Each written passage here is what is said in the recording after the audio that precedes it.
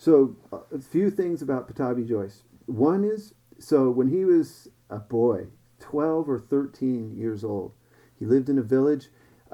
His teacher, Krishnamacharya, came through town, the village, and did a yoga demonstration, and he decided that he wanted to do that. He ran away.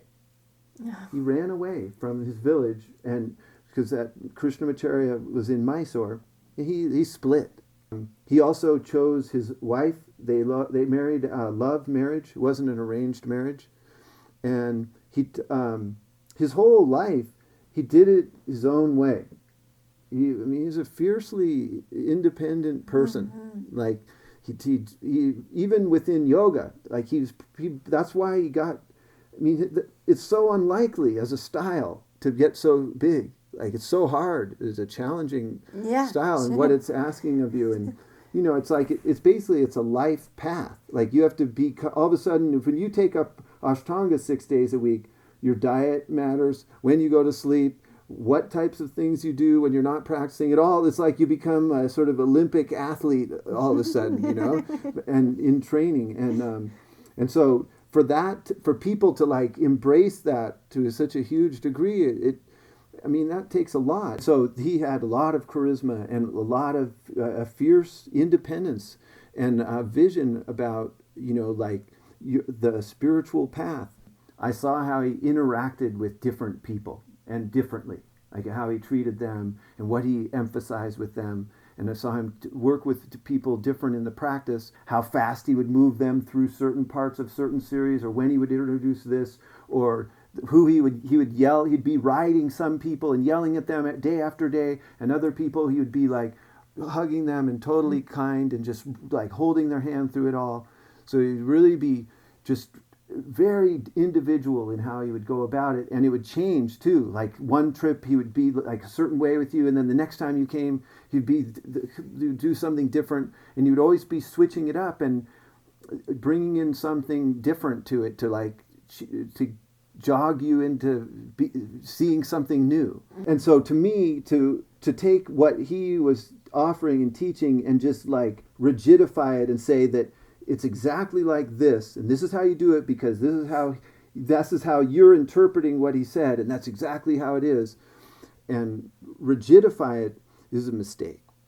Well, I think, though, that a lot of people would say that your approach to Ashtanga, it is definitely making it more accessible to a wide variety of people, but that it isn't traditional, that you're not being traditional with the lineage, because to help someone in Kapotasana, you'll have them use blocks in order to help them. That there is, because you have this background in Iyengar, that you incorporate that. And for someone like with Patty, it's so helpful. Right. You're really, she's able to practice Ashtanga. Some people may say, though, that she's not practicing Ashtanga.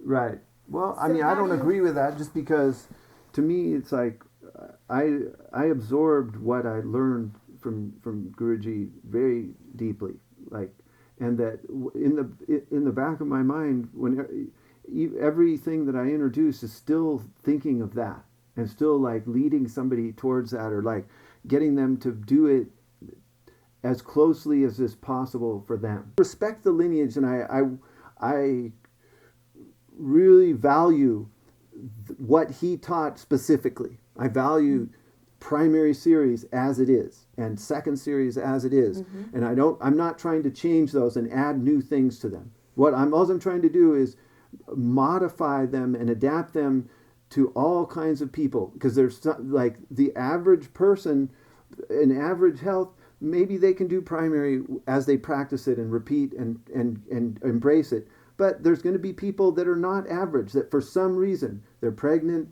they've lived hard, they've worked hard, whatever it is, they've gotten to an age where they're too old to be in that average category. So things are going to have to be adapted and changed, and I'm all right with that. I think it's not only fine, it's necessary, and it needs to be widened out so that more people can do it and benefit from it.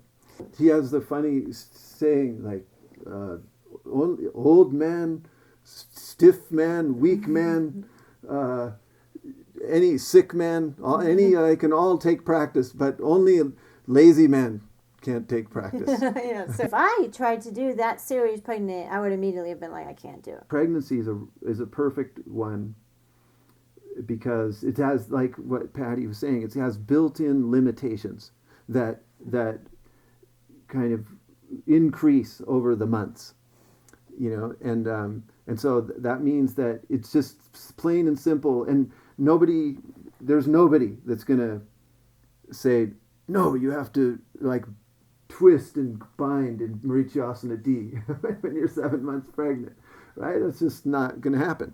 And so it's just clear that things have to be changed and modified, and how appropriate that is. But it's also true for somebody that's a man that's like 50 years old and he has a belly and is just starting. I mean, that person is just not going to practice it the same, and it's going to be modified and changed, even though it's the same practice and its aim is the same and where it's going is still the same. Did he know that you used props? He saw me practice for a long time, and he never complained about my practice. I never used props specifically in the room with him, but when we had him in Seattle one year, and a woman brought her blocks to the class, and she was jumping through with them and stuff, and I had made jokes with my students not to bring their anything, but this woman, she brought it, and he totally helped her. He helped her with her props. He did not say anything. He helped her. I just don't think it's a matter of prop or no prop. I mean, I think actually that whole idea is ridiculous, because having a body is a prop. You understand that? Your body is a prop. Just like you're a spirit. And so just even that you've got a body and that you've got earth and material is for props. They're all props. And a yoga mat is a prop. And yoga shorts are props. And not only that, but a Mysore class, your adjuster is your prop. And also Guruji I use, like for instance, with Pashasana, he was kind of specific about things. Like I rolled up my mat because I couldn't quite squat in Pashasana, and he made me use the wall. And he showed me how he wanted me to use the wall in Pashasana. And so the wall is a prop. So to think that somehow a block is unacceptable or to associate it with Iyengar yoga is just absurd, actually. It's just crazy to me. So he wanted young, somebody like old, me, pregnant, everybody, everybody, and he had this enthusiasm about it, and that, I mean, to me, that's what I'm basing it off of. It's like the actual follow through of how it plays out is wide, and also that's because that's what's in me.